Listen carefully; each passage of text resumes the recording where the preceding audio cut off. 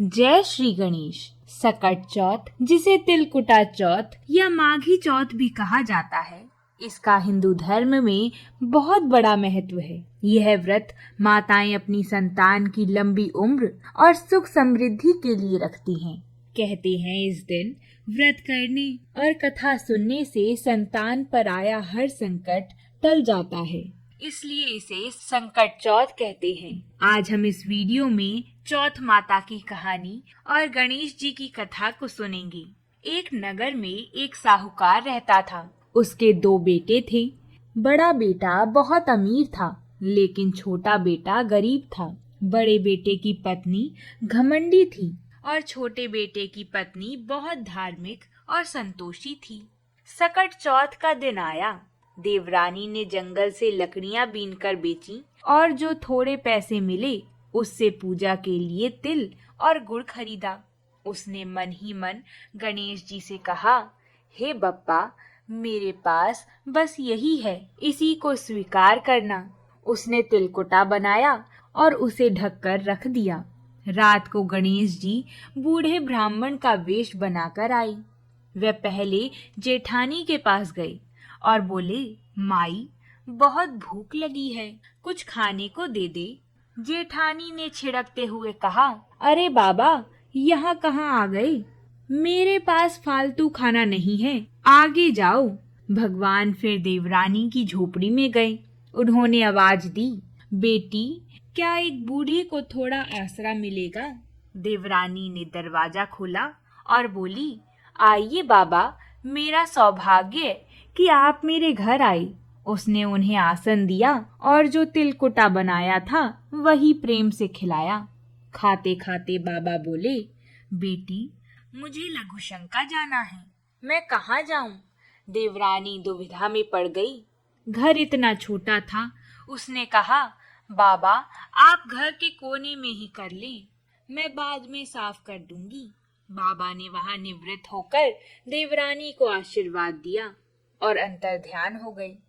देवरानी सो गई।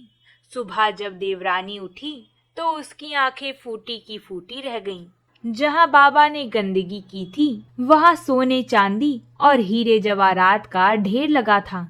उसका पूरा घर महल बन गया था।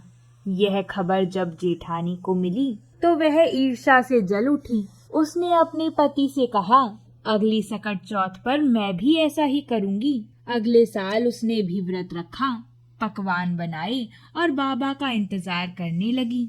गणेश जी आए। जेठानी ने लालच में उनकी खूब सेवा की। जब बाबा ने गंदगी करने की बात कही तो जेठानी ने झट से कहा, हाँ हाँ बाबा, जहाँ मर्जी तहाँ कर लो, पूरा घर आपका है। उसे लगा सोना मिलेगा।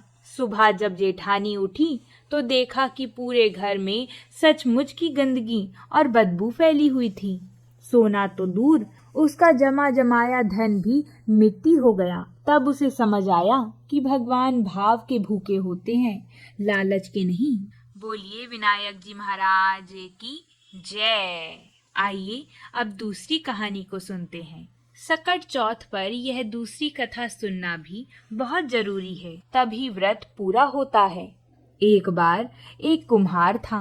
वह मिट्टी के बर्तन पकाता था, लेकिन एक बार उसका आवा यानी भट्टा पक ही नहीं रहा था। वह राजा के पास गया। तांत्रिक ने कहा कि हर बार आवा पकाते समय एक बच्चे की बलि देनी होगी। राजा ने आदेश दिया कि रोज नगर से एक बच्चे की बलि दी जाए। एक दिन एक बुढ़िया के इकलौते बेटे की बारी आई। वह दिन सकट चौथ का था। बुढ़िया ने बेटे को सकट चौथ की सुपारी और दूब देकर कहा, बेटा, भगवान गणेश और चौथ माता का नाम जपते रहना, सकट माता तेरी रक्षा करेंगी। उसने बेटे को आवे में बैठा दिया और खुद बाहर बैठकर पूरी रात सकट माता की प्रार्थना करती रही। सुबह कुम्हार आया तो वह हैरान रह गया। आवा पक चुका था, लेकिन बुढ़िया का बेटा जीवित और सुरक्षित खेल रहा था। इतना ही नहीं, पहले जिन भी बच्चों की बलि दी गई थी वह भी जी उठे थे। यह चमत्कार देख पूरे नगर ने सकट माता की जय जयकार की। उस दिन से हर माँ अपनी संतान की सुरक्षा के लिए यह व्रत रखने लगी। तो बोलिए सकट माता की जय, गणेश जी महाराज जी की जय। अगर आप सभी को ये कथा पसंद आई हो तो वीडियो को एक लाइक जरूर करें। साथ ही ऐसी ही कथाओं को सुनने के लिए सब्सक्राइब करें हमारा चैनल। प्रेम से बोलिए जय माता दी।